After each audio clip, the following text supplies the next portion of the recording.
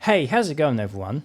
I'm White Pointer and welcome to my next video where I'm going to directly answer some questions from my comments about how classic games pulled off their graphical tricks. Thank you so much for the positive response to these. The feedback has been great, so keep the questions coming. Let's dive in once again to solve some mysteries that you've been trying to get your heads around for who knows how long. As usual, why not try to guess the techniques as we go before the answer is revealed? Let's jump right in. We'll start with the Mega Drive again with this question from Dandy DNA. They'll love to know how the rotating Angel Island is done in the Sky Sanctuary level of Sonic and Knuckles in Knuckles' story. Let's take a look. So, this is the level they are talking about. Well, it's actually a boss fight, and the question is referring to that tilting floating island in the background there. It's important to distinguish from the get-go that it's not a rotation, just a tilt. Now, if you've watched my previous video, you probably already know what's happening here. It's using the console's capability of being able to vertically scroll segments 2 tiles wide, and it's doing this with the segments at a slight offset to each other. When this is combined with a slight horizontal scroll as well, it creates the tilt. Looking in the debugger, we can indeed see that this is exactly what it's doing. This island is on the background plane, while the sky and ground is on the foreground plane, with the clouds set to a lower priority so they appear behind, which are being scrolled at different rates with horizontal tile scrolling. It's a technique that other games like Castlevania Bloodlines used from time to time as well, but it strangely wasn't all that common, so it's easy to forget about it. If we turn vertical and horizontal scroll modes off, we can see that without them, all the island does is bob up and down slightly. Maybe you knew that one, so let's see how you go with the next one. Shoot 'em ups were a genre that seemed to regularly push console hardware to its limits back then, so let's take a look at another, perhaps less known one, with this question from The Nixus. How does the Stage 3 boss work in Biohazard Battle? This was known as Crying Asame Sensu in Japan, which translates to Crying Sublife War. They say the rotation and scrolling is wild. I'd never actually heard of this game before seeing this question, so I'm keen to check it out. Alright, so here's the game. It's a pretty unique concept as you get to choose to play as a variety of bug-like creatures, and most of the enemies are giant insects and flying fish things. I would really love to have been in the room with the design team on games like this to witness how they came up with these ideas. Anyway, the third stage is this nice looking jungle area, and the boss at the end that the question is asking about is this big snake-like creature, which also happens to be on the game's box art. Now, I think the viewer who asked this question may have got their stages mixed up, because there's nothing too unusual happening with this guy. You can probably tell just by looking at it that each segment of its body is just made up of sprite tiles, which are individually animated to create the snake's movements. As for why it's flickering like that, I'm actually not entirely sure. My first thought was that it's simply because there's too many sprites on the screen, but I don't think that's it, as nothing else is flickering, like the player or the player's shots or those little bugs that are constantly flying out. And it keeps happening even if you pause the game. I think they just specifically set up the body segments to flicker on purpose, though I can't think of a reason why they do that, because there's certainly other parts of the game with a lot more happening on screen than this fight, and the hardware handles it no problem. The reason I think the initial question might have got the stages confused, and forgive me if I'm mistaken about this, is that this Stage 7 boss fight seems to be more in line with what they're asking about, because they mentioned crazy scrolling and rotation. There's certainly some cool looking scrolling effects going on with the backgrounds here, and there's a lot of these spinning grey blob enemies. This effect with the backgrounds is created by essentially scrolling them in opposite directions. Plane B is slowly scrolling up and to the right, while plane A is scrolling down and to the right at a faster pace. It almost looks like the tiles in plane B are animated, but they aren't. The spinning blobs are all sprites, specifically animated to rotate. What's also kinda neat with these is that some of their pixels are set to use the colour index assigned to be transparent, so they appear partially transparent against the background. The next question comes from DeathMonkey7. Can you talk about the effects in Ranger X? Particularly the 3D effects in the second boss and the fifth boss, and the water effects of the third boss. 3 questions in one, huh? You might remember Ranger X from my Shadow and Highlight video, where I point out a few places it makes good use of that feature, but the whole game is filled with some impressive effects, so alright, just for you, let's deep dive some more into this game. So the first case refers to this level that ends with the second boss fight of the game, and the question will be referring to these tunnels in the background. They indeed look impressive and really look like they are 3D. So how did the developers, Next Entertainment, manage to make the Mega Drive do this? Let's break it down. Plane A, or the foreground plane, shows the wall directly behind with the hexagonal pieces cut out of it, and also some fenced areas at the top and the bottom. This scrolls normally without anything fancy going on at all, but it still plays an important role in producing the effect. Where the fancy stuff happens is on plane B, or the background plane. The scrolling is split into 3 distinct parts. The top part and the bottom part, which actually don't scroll at all, is what you can see through the fenced areas on plane A. The middle part, as you can see, scrolls in a unique way, with all of the scan lines scrolling at different rates, except for the part right in the middle. By scrolling these lines like this, it creates the illusion of depth in the tunnels. Want to know what it would look like with line scroll disabled? It would look like this. I don't know about you, but knowing that they turned this into what we see in the final game by manipulating line scrolling makes it seem all the more impressive. Moving on to the third boss, the fight takes place on a big river, and the question is how the water effects are being done. This again is line scrolling, with alternating lines scrolling different directions one way and then the other to create the ripple effect in the water. The illusion of depth is again achieved here by scrolling the lines at the bottom of the river a further distance than the ones at the top, making it look like the opposite bank of the river is a lot further away. All of the magic here is happening on plane B. Plane A is not doing much at all, except scrolling the foreground bank of the river. Without line scrolling, it just looks like the water is completely still. And it still looks fine, I guess, but the developers obviously weren't content with just fine. The final request is this one, the 5th boss inside this tunnel. Unlike the previous 2 examples, where all the work was being done on one plane, both planes here are combining in order to pull this off. It's somewhat similar to what Battlemania Daiginjo was doing that we've previously looked at, but it's a bit different. Plane A is responsible for the rings in the foreground and is line scrolling in such a way as to create a semicircle shape as the player moves forwards or backwards in the tunnel. Plane B is responsible for the back of the tunnel and is also line scrolling to make a semicircle, but it's in the opposite direction to the foreground scrolling. Combining these together is what creates the effect of a 3D tunnel. What, you want to know what this looks like with line scroll turned off as well? Okay, here you go. Not nearly as impressive, but it does show you exactly how it's set up behind the scenes before the special effects are applied. So all 3 of these effects were achieved with raster line scrolling, and all 3 were done slightly differently in order to achieve a different result. Even though tile, line and vertical scrolling is a pretty basic function of the hardware, it really shows you what could be done with it with a bit of creative thinking. On the subject of raster line scrolling, let's take a bit of a detour and talk about the Neo Geo, as there's actually been a couple of questions about one game in particular, Neo Turf Masters. Boz89 and Deer Crowns want to know how the 3D effect when the perspective is behind the player was done. Golf may not be the first type of game you think of when it comes to graphical trickery, so let's tee off and take a look. So this is it, Neo Turf Masters, developed by Nazca for the Neo Geo, who were also responsible for creating the Metal Slug series. The questions about the game are referring to this. As you are choosing your direction for your shot, you can move left and right and the camera pans to create a very convincing 3D effect. We know this isn't real 3D. Despite all of its power, the Neo Geo wasn't capable of that, so what's it doing? Well, you might have picked up on it just from watching this footage. It's using raster effects to do line scrolling, with the lines scrolling faster the further away they are supposed to be from the player. The trees and other environmental objects are on their own layers and scroll independently of the ground. Remember, the Neo Geo constructed all of its graphics out of sprites, and they could basically have as many layers as they wanted. We can see what the game would look like with the raster scrolling turned off. As you can see, only the parts of the environment like the trees actually move, not the ground itself.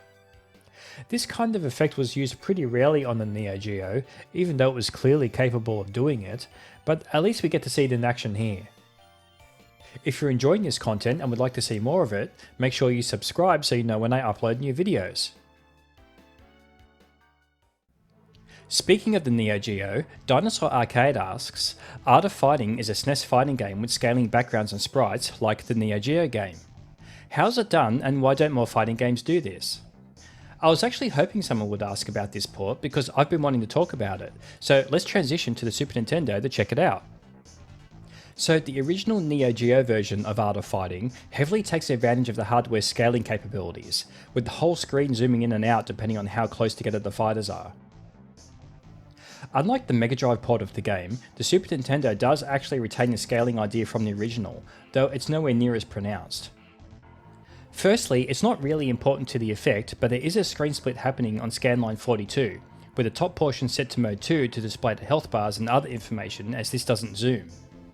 The bottom portion is mode 7, which is how the background scales larger and smaller. The mode 7 background can scroll left and right, as well as zoom in and out.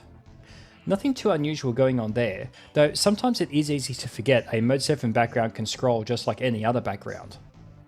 You probably would have already guessed that part though. The question is, how are the sprites of the fighters also scaling? They are not part of the mode 7 background, they are sprites that are sitting on top of it. How do you think this is being done? Pause the video and have a guess in the comments, then resume to see if you were right. Your first thought on the method used here might be that they have smaller versions of the tiles that make up the sprites, and they're swapping them in on the fly as it zooms in and out.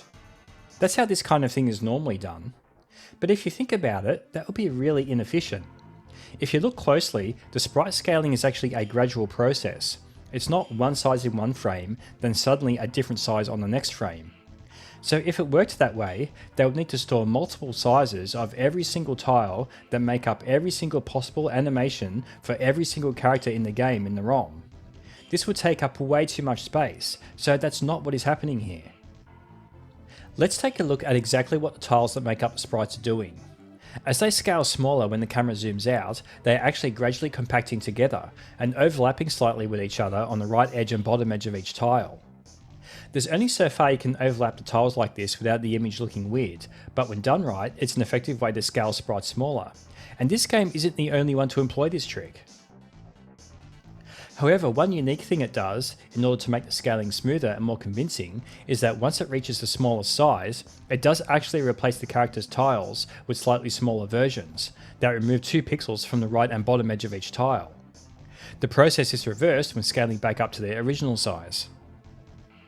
That's not all though, there's something else happening that you might not have even noticed: the character shadows. Those are scaling too, but as you can see, they are not actually part of the characters, so something else is going on here. In my video about amazing uses of Mode 7, I studied the tennis game Aso Nare and how it used windows to render the net. Well, that's exactly how Art of Fighting is rendering the character shadows too. It's using a bunch of windows just one scanline tall, which change slightly every frame to create a flicker and complete the illusion. These windows update to account for the sprites getting smaller or larger. As for why more fighting games didn't do this, the main one is the restriction of having only one background layer when using Mode 7, as most games wanted to have multiple layers to their backgrounds. It's also obviously extra work to do this character scaling. Extra work that really isn't needed unless the background is also zooming, which most fighting games didn't do. There are some other games that do sprite scaling like this. There's even some Mega Drive games that do it, but it wasn't very common. Alright, I need to recharge my spirit meter after all that. Sticking with fighting games for this next question, M. Larson wants to know how the Dragon Ball Z games did their split screen visuals. There was even a diagonal split when the fighters were on different levels of the arena, and it would change the angle as the fighters moved in relation to each other. The games they're talking about here are the Super Butouden series, of which there were 3 of them, that mostly stayed exclusive to Japan, though also got releases in a couple of European countries. I need to admit, I didn't have much knowledge of Dragon Ball or Dragon Ball Z. I know it's been around since the 80s, but by the time it really started becoming popular in the West in the mid to late 90s, I'd grown out of its target demographic. My younger brothers were into it though, and I sometimes saw them watching it, so I know there's a dude named Goku, and the characters love staring menacingly at each other, but that's about the extent of my knowledge, so you'll need to forgive me for that if you're a fan of the franchise. Luckily, it seems like I don't need to know much about Dragon Ball Z itself to analyse these games, and this is the first one I'm showing footage of here, but all 3 do the dynamic split screen effect that the question is asking about. There's also this grey box that's present just underneath the health bars that's used for the radar, and this is done with HDMI interrupts that are darkening those scan lines. The other thing to note is the sprite transparency effects for the characters' shadows, and also when they jump into the air. Check out my video all about that to see how it worked. So to the main question. When the characters separate far enough, there's a genuine vertical split of the screen down the middle to show each player in their own half of the screen. And since you can also jump into the air and hover in these games, the split changes angle depending on the trajectory and distance between the two players. When playing, you can keep tabs on exactly where your opponent is by using the on-screen radar. I can't think of any other games that do something like this on any system from back then, not just a Super Nintendo. What do you think? Got any ideas how the developers, Tosei Software, go Super Saiyan and manage to pull this one off? The answer is that there's two background layers being used that are completely identical. When the characters are close enough together, these two layers are sitting on top of each other and scroll together, so you can't notice a difference. Once the characters get far enough apart, the two layers start scrolling independently of each other. Background layer 1 follows player 1 and starts on the left side of the screen, and background layer 2 follows player 2 and starts on the right side of the screen. The order of the layers can swap around if the players switch sides. The split line, which is pink or yellow in the first game and black in the other two, is actually a window that's completely masking off a small part of the background layers to show the solid background color that's behind them. The angle of this line is adjusted every frame to account for the player's positioning. It's usually just 2 pixels wide, though it can be 3 pixels wide at the more acute angles. This window is always there even when the players are close together. It's never actually disabled, it's just 0 pixels wide so you can't see it. They even do independent line scrolling on each layer on some stages to create some depth and parallax effects. It's pretty impressive. Interestingly, each of the 3 games draws the screen in slightly different ways. In the first and second games, the entire screen is rendered using a single background mode. The first game uses mode 1, while the second game uses mode 0 to give it an extra layer for foreground objects at the cost of some colours. The third game also does the whole thing in mode 1, but splits the screen at the top for the health bars to make 2 mode 1 segments. This approach does have its limitations, but considering how relatively straightforward this solution is, it does actually make you wonder why we didn't see this kind of thing used anywhere else. It really is thinking outside the box. There's been a number of different questions about this next game, so it makes sense to group them all together in this video. Yep, it's time to do Final Fantasy VI, or Final Fantasy III as it was known in North America. For the purposes of this video, I'll refer to it as Final Fantasy VI. The first questions need a bit of context, as in my video about amazing uses of Mode 7, I mentioned how Melfan Stories split the screen to show 2 different Mode 7 affine transformations going on, and asked viewers if they could think of any other cases of this. Naturally, a number of you made comments asking about the opening credits roll scene for Final Fantasy VI. TyrellX9448, Rasterboy Games and Stuff 7778, and Things I Play were among those asking about this. So this is the famous scene, showing Terra and the 2 soldiers walking their Magitech armors towards the town of Nash at the base of the mountains, which gradually comes into view. At first glance, this definitely looks the same as that Melfan Stories effect. There's a screen split on scanline 85, and the bottom portion of the screen is absolutely Mode 7. So the question is, what's going on in the top segment? Well, even though the end result is extremely similar, this top portion is not a Mode 7 background that's gradually zooming in. It is instead a Mode 1 background that's slowly scrolling upwards. The mountain and town that gradually scrolls up is on background layer 2, and the credits that also appear in this top portion are on background layer 3. Oddly enough, background layer 1 doesn't seem to be used for anything here. The snowflakes are all sprites.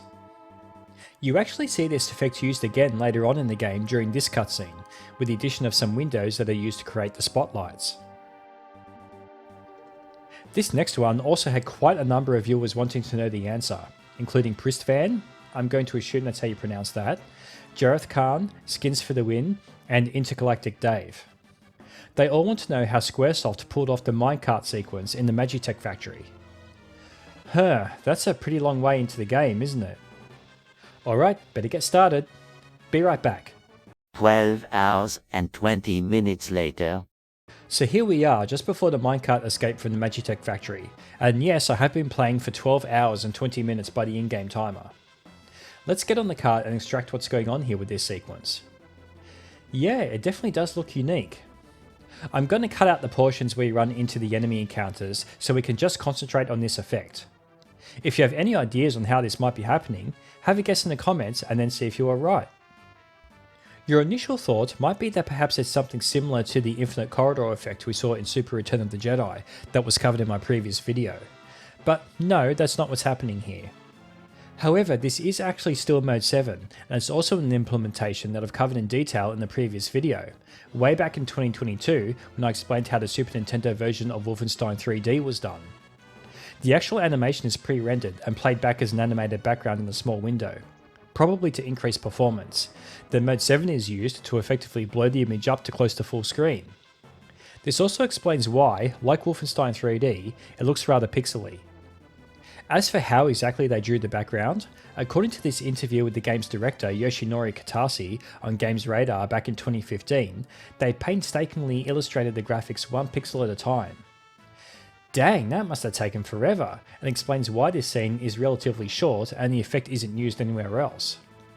According to Kitase, it was the biggest technical challenge the team had to overcome in the entire game, but the end result was a bit rough around the edges and not really the quality they were hoping for.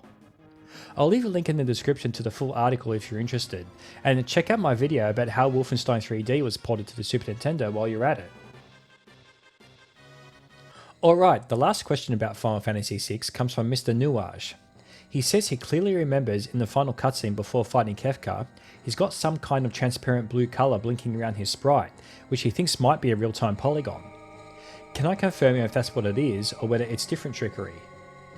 So that's, like, right at the end of the game, huh? So before I go further with this, if for some reason you've never played Final Fantasy VI, just a warning, this will contain a bit of an endgame spoiler. Whew, alright, I can do this. Back in a bit. Another 27 hours and 14 minutes later. And I'm back, and yeah, I've now been playing for a total of 39 hours and 34 minutes to reach the final battle. See, this is how dedicated I am for you guys. So when you finally reach Kefka, as he's taunting you before the battle begins, he's got this translucent pyramid with a pattern on it rotating around him. It's a pretty neat trick he's performing there, so how's the Super Nintendo's hardware doing it? Well, firstly, that rotating pyramid shape. This isn't a polygon, though it's a damn good representation of one. This shape is actually being made using the window. It starts on scanline 136, with the left and right values being only 1 pixel apart, pretty much right in the centre of the screen. As the scanline moves down the screen, the left and right values of the window push further apart and then connect together to form a triangle. This forms one side of the pyramid. On the next frame, the window changes position to create a different triangle, and then it happens again on the next 2 frames, continuing in the clockwise direction. The positioning, size and shape of each triangle making up each side of the pyramid changes the next time it's drawn to make the pyramid rotate. Each side of the pyramid is therefore a window making a 2D triangle, but they are only visible once every 4 frames, which is why it flickers when the game is running at full speed, which honestly adds to the effect. How did the programmers behind this game manage to fit their giant brains inside their heads? So that explains the 3D looking pyramid, but what about the moving cloud pattern inside it? Well, the window is actually serving a dual purpose. It's not there just to make a 3D pyramid shape. It may not look like it, but there's actually a screen split happening here on scanline 80, and it's displaying Mode 1 in both the top and bottom segments of the screen. These segments are basically identical in their content, aside from what's on background layer 3. The top segment has the text on that layer, while the bottom segment has the clouds, which are constantly scrolling up and to the right. But this layer is only enabled inside the window making up the pyramid, and disabled everywhere else. Finally, transparency effects are applied to give the pyramid its colour, starting as blue and changing as the scene progresses to other colours like purple and green. Phew, that was a journey. Of course, I went ahead and finished the game since I played this far, but I'll leave the ending for you to experience on your own. I think a good note to end on would be to acknowledge some comments like these from Dinosaur Arcade and ALFNOL7009, who basically say that 3 decades ago, when these games were new, we as gamers probably didn't really wonder how things were done. It's only once you learn more about how the hardware works that these tricks become truly impressive. I totally agree with this. Once you understand the restrictions these consoles had, you really start to appreciate the kind of wizardry that was behind games like these. Thank you so much for your comments and keep them coming. Give me a thumbs up if you like this video, it really helps a lot, and don't forget to subscribe to stay up to date with my content. Thanks for watching and see you next time.